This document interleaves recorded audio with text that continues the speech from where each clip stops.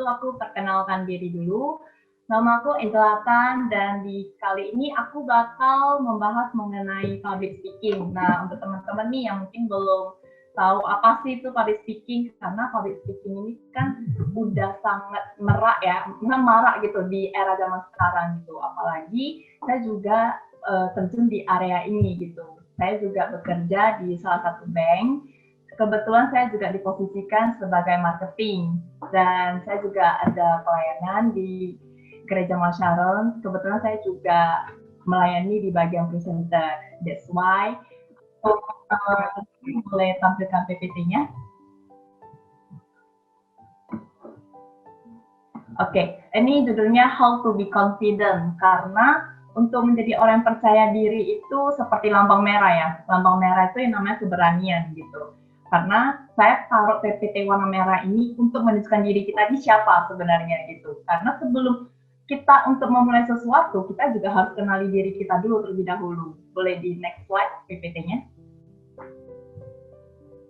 Ya, ini di sini aku ada tulis di bagian kirinya itu positive vibes. Positive vibes ini terbagi dalam beberapa bagian ya gitu ya. Karena untuk menjadi seorang public speaking, karena kita nggak bisa hindari gitu. Bahkan ketika kita sekolah, kuliah, even kita bekerja sekalipun, kita nggak bisa hindari untuk bertemu dengan orang, berbicara dengan orang. Bahkan di era zaman sekarang ini ya, walaupun udah agak susah nih bisa ngobrol ngumpul sama teman, banyak yang buat aktivitas itu lebih ke YouTube, konten TikTok gitu. Mungkin teman-teman banyak ya lihat konten zaman sekarang itu banyak anak muda yang lebih mengupgrade skill-nya gitu. Bahkan di dunia public speaking. Tapi yang lebih penting sih poin pertama itu adalah percaya pada diri sendiri. Karena untuk kita menunjukkan suatu brand, sama seperti aku kasih contoh, kalau aku mau jual roti, tapi aku nggak bisa perkenalkan roti ini ada rasa apa aja, bagaimana nikmatnya, bagaimana orang mau membeli brand aku gitu. Kalau aku aja nggak percaya sama diri aku untuk mempromosikan brand tersebut. Nah, bagi teman-teman pasti banyak banget ya, aku selalu menerima pertanyaan, kenapa sih susah untuk menjadi orang yang percaya diri? Padahal kita tuh udah banyak planning sebelumnya gitu ya, kayak udah ada plan A, plan B, plan C. Pada hari H, karena kita takut sendiri, karena kita lihat ada orang lain lebih bagus, pada akhirnya kita kayak jadi jatuh, down sendiri gitu sebelum kita mencoba. Nah, sebenarnya lebih utamakan kalau kita percaya sama diri kita sendiri, apapun yang orang lain kerjakan, mau seberapa bagus pun, percayalah tetap ada orang yang menilainya gitu. Jadi that's why anak muda harus banyak mencoba sebanyak mungkin. Jatuh ya bangun lagi gitu, karena di area public speaking ini nggak bisa hanya sekali coba terus bisa gitu. Bahkan ketika kita kuliah pun kita banyak ya yang namanya mungkin kayak teman-teman lagi ada presentasi, skripsi, atau mungkin yang sekolah sih kalau dulunya aku ada bagian kayak prakteknya gitu sih. Mungkin kalau sekolah zaman sekarang aku nggak tahu ya masih ada kayak praktek maju ke depan gitu, nggak kayak presentasi gitu nggak.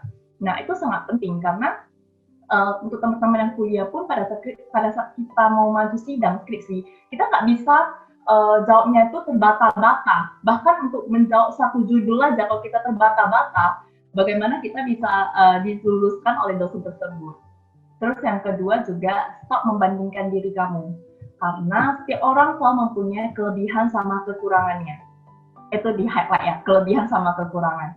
Setiap orang tuh nggak bisa tampil sesempurna mungkin, pasti dia juga hanya bisa tampil yang terbaik, apa yang terbaik dari diri dia yang dia berikan itu. Sama seperti kita, ketika kita mau maju ke depan, ketika kita mau berbicara, bahkan ketika kita mau melamar kerja pun, kita mau lagi interview sama HRD, kita hanya bisa menjawab pertanyaan dengan sebaik mungkin apa yang ada di dalam diri kita, bukan menjadi diri orang lain untuk kelihatan hebat. Stop untuk bandingkan diri kamu, karena Tuhan juga ciptakan manusia itu punya kepintaran sama kehebatannya masing-masing gitu. Jadi mungkin kayak aku kan lebih sukanya di area public speaking. Belum tentu aku tuh bisa hebatnya itu di bagian arsitek gitu. Walaupun aku pingin lihat orang yang pingin nih kalau setiap lihat rumah gitu yang desain gitu kan, cantik banget ya, kapan lah ya aku bisa desain gitu. Tapi aku juga tahu aku punya keterbatasan gitu. That's why kita kalau punya satu skill, kita kembangkan di satu skill itu. Tapi nggak salah ya kalau kita mau belajar di skill yang lain gitu. Dan yang ketiga adalah mencari wawasan yang lebih luas. Nah, mencari wawasan sih ini udah banyak bisa teman-teman temuin, bahkan bukan dari buku saja, tapi bisa dari YouTube. Sekarang apalagi YouTube udah banyak ya, jadi orang yang lihat untuk belajar gitu. Dari YouTube, Google gitu, kita bisa gunakan teknologi sekarang. Apalagi di pandemi saat ini, kita nggak bisa keluar untuk belajar, hanya bisa melalui via online. Bahkan seminar pun via online gitu. Jadi kalau untuk wawasan, knowledge, itu nggak ada kata terlambat selagi kitanya mau untuk berusaha dan mencoba belajar gitu. Jadi nggak ada ya kayak ada nih karena alasan aduh gimana deh kalau udah nampak kasur apalagi di kamar maunya tuh tidur rebahan aja. Sebenarnya kalau ada obat males pasti orang itu mau beli, tapi nggak ada obat malas di dunia ini. Bahkan apotek juga nggak bisa ciptakan obat malas. Obat malas itu dari diri kita. Kita yang harus mengubah diri kita itu menjadi lebih rajin. Karena ketika masa muda kita aja udah malas, bagaimana nanti masa tua kita? Jadi that's why kita harus lebih belajar banyak lagi di masa muda kita. Karena ketika kita belajar banyak, kita juga akan dapat ilmunya itu memuaskan gitu. Dan kita juga bisa sharing, kita bisa berkati teman-teman yang lain. Mungkin yang mau belajar mengenai teknologi, kita bisa sedikit, kita bisa nge-share gitu. Yang teman-teman mau belajar mengenai matematika, mungkin aku lemah di matematika, aku minta bantuannya sama Wendy nih contoh. Nah, Wendy bisa bantuin gitu. Terus yang keempat juga belajar dari kesalahan. Nah ini nih belajar dari kesalahan. Padahal setiap orang tuh kayak ngerasa yang penting aku do our best. Kalau salah ya udah deh, namanya manusia wajar gitu. Tapi bukan berarti kita lontarkan begitu saja. Belajar apa yang salah kita koreksi supaya itu menjadi lebih baik. Oh ya sebelumnya kalau teman-teman punya pertanyaan, aku kelupaan punya pertanyaan bisa langsung chatting di grup ya gitu. Nanti aku bakal balas di akhir sesi. Jadi belajar dari kesalahan ini sangat penting karena setiap orang yang belajar dari kesalahan, percayalah dia nggak akan jatuh di lubang yang sama lagi. Karena lebih baik kita jatuh di lubang yang nggak sama daripada kita asik jatuh di lubang yang sama. Itu sama aja kita ngeyel, kita nggak mau namanya mengubah, mengintrospeksi diri kita gitu.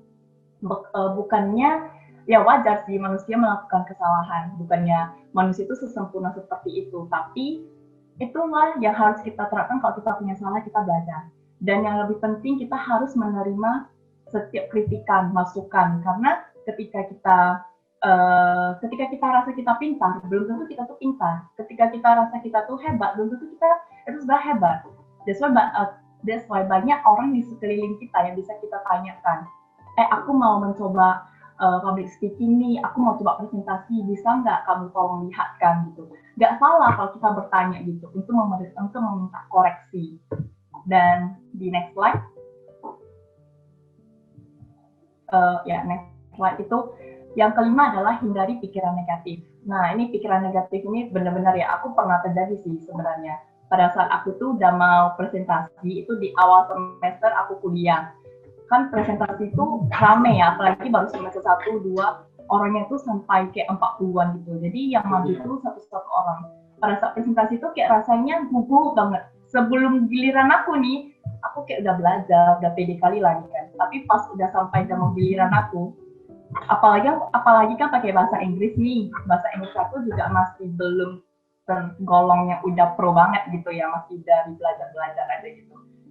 Jadinya terlalu banyak pikiran negatif, terlalu banyak aku compare diri aku dengan orang lain, aku rasa oh orang ini kok lebih bagus ya presentasinya ya, aduh aku jadi down gitu, padahal aku belum mencoba.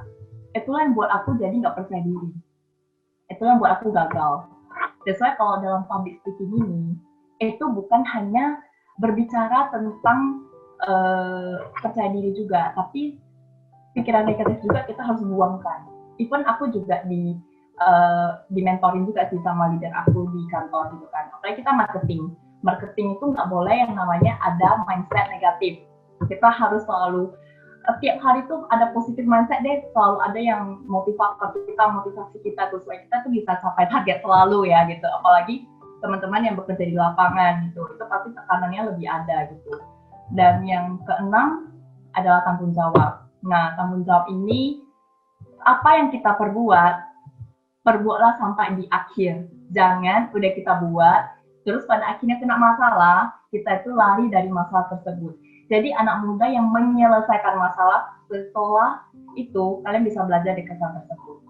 Karena tanggung jawab ini resiko loh. Itu nggak bisa kita hindari. Karena apa yang telah kita buat, kita itu mesti tanggung jawabkan gitu. Terus yang ketujuh juga keluar dari zona nyaman.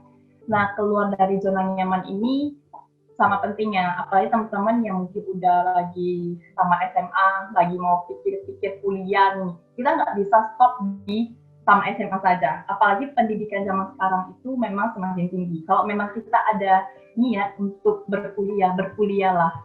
Kan ada nih yang bilang, aduh kayaknya nggak jadi deh karena nggak punya teman gitu, takut sendiri. Kenapa kita nggak mencoba dulu keluar dari zona nyamannya kita? Kita juga bisa bergaul, bergabung dengan teman-teman yang lainnya yang sebelum kita kenal jadi kenal gitu. Wawasan kita juga semakin luas gitu. Luas, bukan koneksi kita tuh bukan kayak di area yang itu saja gitu.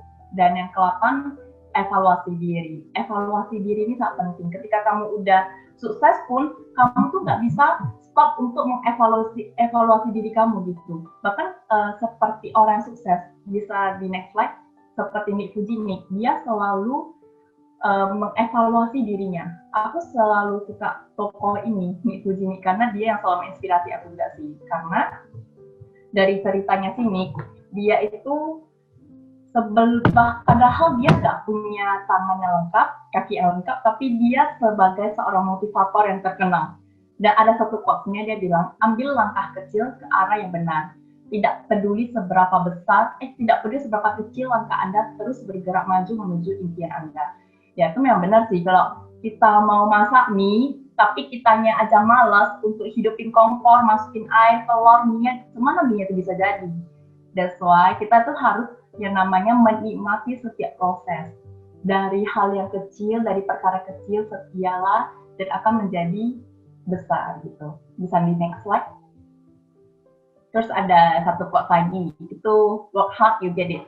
Jadi kalau kita bekerja keras, usaha kita tuh gak pernah mengkhianati hasil. Nah, jadi teman-teman tuh yang lagi mungkin pejuang bisnis, yang lagi cari kerja, atau mungkin yang sedang sekolah, penat, banyak tugas, gak apa-apa, kalian lanjutin aja, kalian buat aja dulu, keep going gitu, jangan jenuh, karena kejenuhan itu hanya fase sementara, tapi setelah kalian dapat gelarnya, setelah kalian dapat apa yang kalian inginkan, kalian pasti akan puas sih hasilnya. Jadi ini ada pertanyaan, bisa dijawab. Oke, ini udah masuk ya pertanyaannya ya. Yang pertama, cara overcome overthinking gimana sih? Sebenarnya overthinking dari diri kita. Kita terlalu overthinking juga nggak bagus. Kita terlalu overcoming juga nggak bagus. Setiap hal yang berlebihan sebenarnya nggak bagus sih menurut aku. That's why kita harus seimbangkan, balance. Hidup kita tuh harus dibalancekan gitu. Karena kalau kita terlalu overthinking, kita tuh nggak bisa melangkah maju. Benar ya? Kalau kita tuh selalu banyak berpikir, kapan sih aku bisa graduation on time, aku tuh maunya cepat-cepat bekerja, tapi kita tuh selalu mikir tanpa ada tindakan. Bagaimana kita bisa mendapatkan semua hal itu? Terus yang kedua, kalau terlalu pede bagus gak sih? Sebenarnya kalau terlalu pede ya, terlalu pedenya itu dalam hal gimana gitu? Pede ini banyak tingkatannya. Bukan berarti kamu pede dengan maksud yang seperti Haulian atau Pak aduh apa ya bahasa Indonesianya ya? Sombong gitu, sombong. Jangan menjadi pede yang sombong. Percayalah kalau jadi pede yang sombong, orang-orang nggak akan suka. Kalau mungkin kalian semua kenal ya namanya Mary Riana. Dia itu satu tokoh yang memang bagus juga background hidupnya. Dia belajar dari bagaimana dia bisa menjadi seorang motivator dan dia tuh nggak sombong atas kehidupannya sekarang. Padahal tuh dia udah diberkati banyak ya, dan diberkati keuangannya juga oke gitu, kesuksesannya, karirnya juga semua bagus. Tapi dia tuh selalu menjadi orang yang konsisten, nggak terlalu sombong gitu. Karena kalau kita terlalu sombong itu juga nggak baik. Gitu. Jadi kalau untuk pede ya boleh saja gitu. Mungkin pede dalam hal-hal tertentu gitu. Apalagi kalau untuk dalam dunia karir ya, atau mungkin marketing, atau mungkin kita lagi lamar kerja, atau mungkin kita lagi presentasi, kita pede aja gitu. Terus yang ketiga, nah ini aku sering sih dapat pertanyaan ini. Sih kalau insecure terhadap diri sendiri, ngatasinya gimana sih?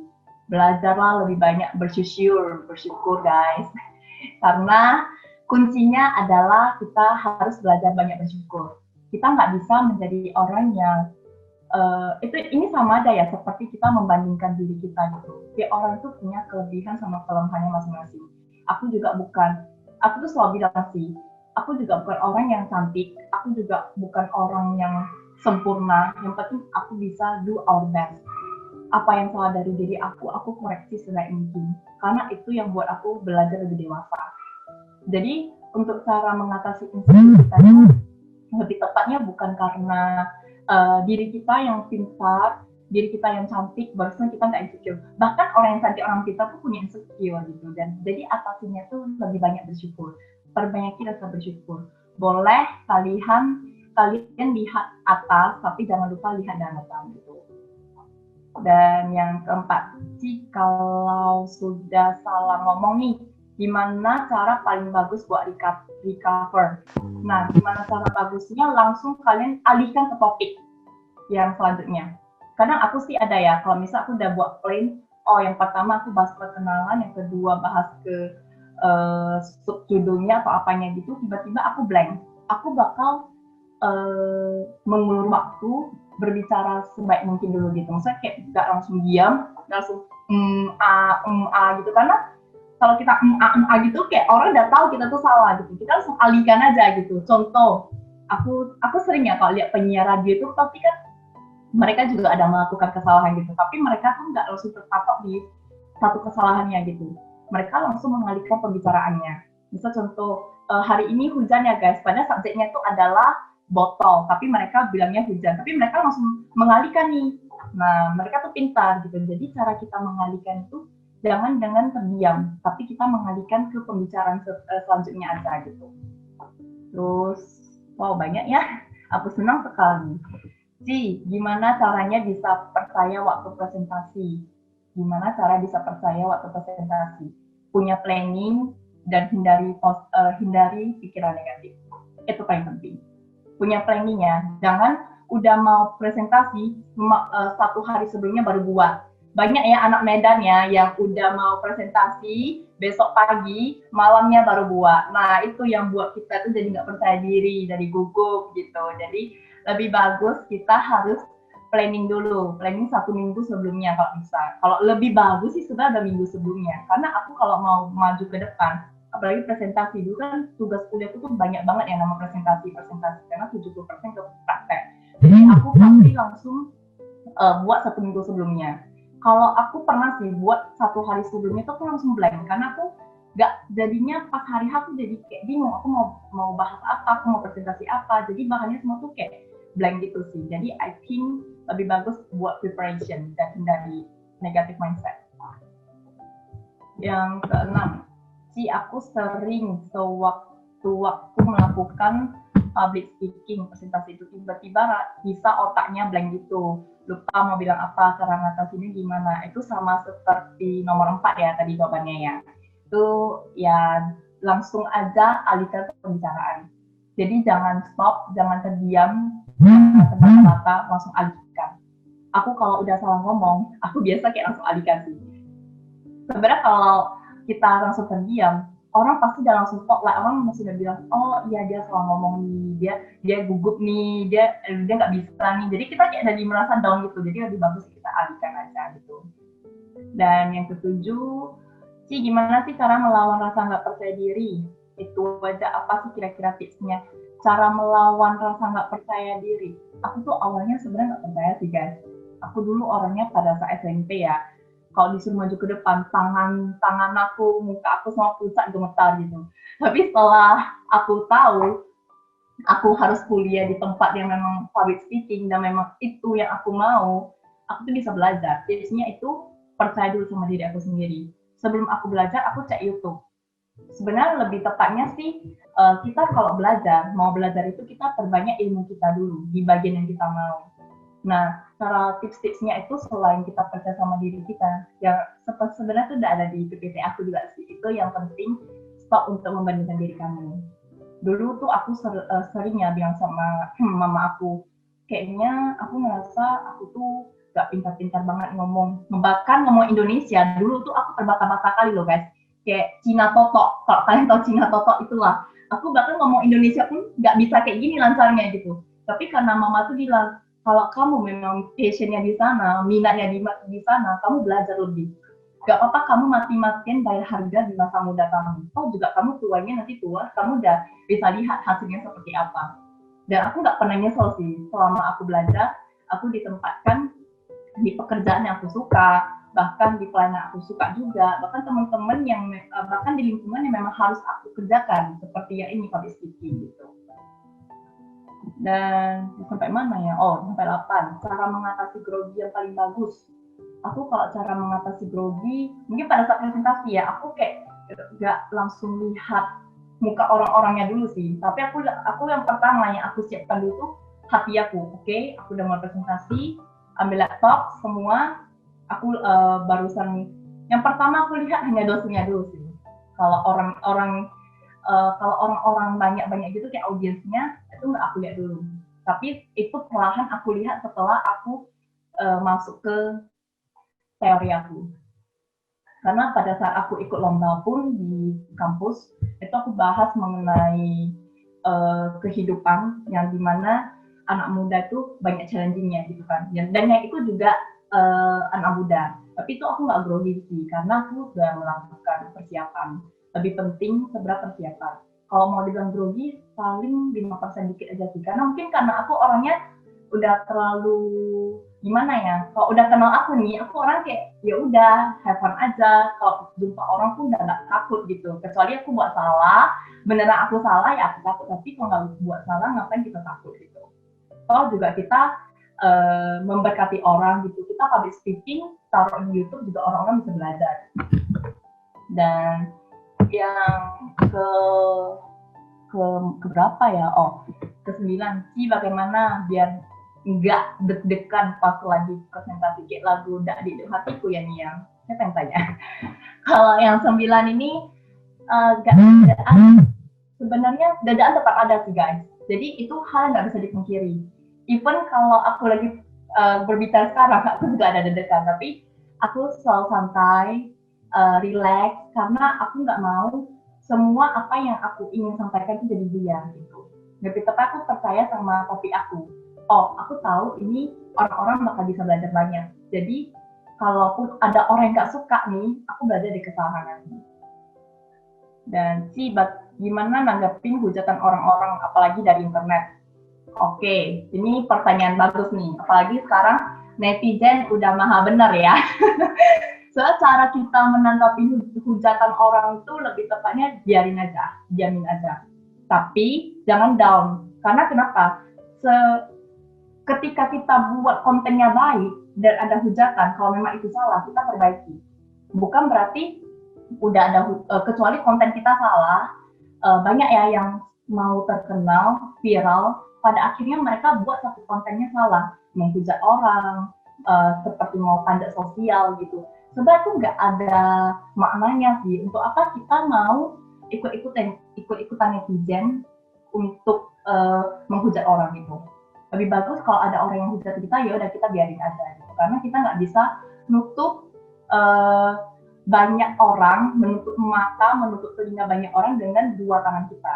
Yang bisa kita tutup hanya diri kita aja. Ya udah, yang penting kita dengar apa hujatan dan mereka, kita nggak usah down. Selagi kita rasa kita tuh nggak buat konten yang salah. Tapi kalau memang konten kita salah, kita harus minta maaf. Nah, aku tuh orangnya selalu belajar ya. Kalau misalnya aku salah, aku terima masukan dan aku terima aku mau belajar lagi gitu. Itu yang buat kita tuh semakin lebih dewasa. Dan yang ke-11, apalagi aku kadang ada juga sih ya dapat hujatan tuh dari netizen. Cuman ya aku tuh abaikan aja karena aku tuh orangnya nggak mau terlalu mikirin sih hidup orang gitu. Ya udah, yang penting aku ngerasa aku nggak buat salah, aku nggak minta makan sama tuh orang, aku nggak ada menghakimi tuh orang, biarin aja gitu. Oh yang capek juga dia bukan aku, yang rugi juga bukan aku, dia gitu. Dan yang 11, ada teman saya kalau yang di presentasi katanya nggak berbakat public speaking dari lahir dan nggak berani buat ngomong di keramaian. Ada motivasi gitu nggak sih untuk orang kayak gitu? Public speaking ini sebenarnya bukan bakat sih, udah memang harus. Kenapa harus? Karena pada saat kalian udah bekerja, kalian interview, kalian juga harus menggunakan teknik ini. Jadi ini nggak bisa dihindari. Kalau kalian nggak belajar dari sekarang, kapan? Kapan kalian akan untuk memulai? Karena untuk kalian mungkin untuk anak-anak sekolah ya, kalau masih zaman-zaman sekolah tuh kayak, udahlah yang penting masih lama, masih comfort zone aku tuh masih lama lah, ya udahlah nggak usah dipikirin dulu gitu. Sebenarnya ini paling bahaya. Semakin kita nggak mikirin, kita tuh nggak ada planning untuk kedepannya. Biasanya kita harus belajar. Kalau kita nggak punya bakat pun, dan memang ini hal yang perlu, hal yang memang harus, kita belajar gitu. Toh juga ini nggak ada ruginya. Bukannya kita belajar dalam area yang salah, tapi memang ini belajar untuk kebutuhan kita yang selanjutnya. Teman-teman pasti udah lihat ya, YouTuber zaman sekarang itu banyak yang buat kontennya tuh lebih ke public speaking, bicara, kayak seperti Boy Williams, itu udah terkenal sih kalau teman-teman tahu. Dia juga kontennya tuh lebih ke public speaking, ada orang bicara gitu. Nah, salah satu untuk cara kita bisa masuk ke dalam pembicaraan orang, kita juga harus membuka diri, dan kita juga harus tahu apa yang harus kita bicarakan. Sebenarnya lebih tepatnya pede. Kalau kita aja nggak pede, bagaimana lingkungan kita itu, networking kita tuh makin banyak. Karena kalau untuk teman-teman, kalau udah tamat SMA nih, nggak bisa kita hanya stuck di satu zona. Kita juga harus berpindah zona untuk setelah nanti kita kuliah, bekerja, teman-teman kita tuh makin banyak. Jadi gunakan cara berbicara yang baik, bertutur kata juga yang baik. Gitu. Kalau yang nggak bisa, pasti bisa. Aku percaya kok. Karena nggak ada kata gagal selagi kita tuh usaha terus. Nanti kalau misalnya kalian udah sukses nih, udah pede nih, berbicara nih, coba kalian flashback lagi deh di belakangnya. Apa sih yang buat kalian ingin mau belajar? Satu hal sih karena niat dan kemauan. Dan memang keharusan sih sebenarnya, karena ini udah nggak bisa dipungkiri. Apalagi di pandemi zaman sekarang ya, itu udah harus dengan semuanya online, berbicara gitu. Jadi nggak bisa kayak, apalagi orang introvert kan banyak ya, yang kayak bilang, aduh biasanya yang bisa nih hanya orang extrovert gitu. Aduh kayaknya introvert anaknya nggak bisa deh. Sebenarnya bukan kayak gitu. Introvert atau extrovert pun bisa kalau punya kemauan. Jadi untuk teman-teman, kalau misalnya mau ada pertanyaan lagi, mau chatting saya, mau belajar lebih lagi mengenai public speaking, aku welcoming teman-teman sih, karena aku suka dengan orang-orang yang mau belajar. Aku suka juga dengan teman-teman kayak banyak pertanyaan gini, buat aku tuh makin mau mengenali apa sih dunia public speaking yang lebih lagi gitu. Jadi di masa-masa ini kita gunakan waktu yang lebih produktif, ya. Jadi kalau misalnya ada teman-teman yang mau bertanya lagi, bisa langsung setting saya pribadi ya. Itu saya juga ada masuk di grup yang skill sharing atas nama Angela Kang. Tapi jangan salah nama ya.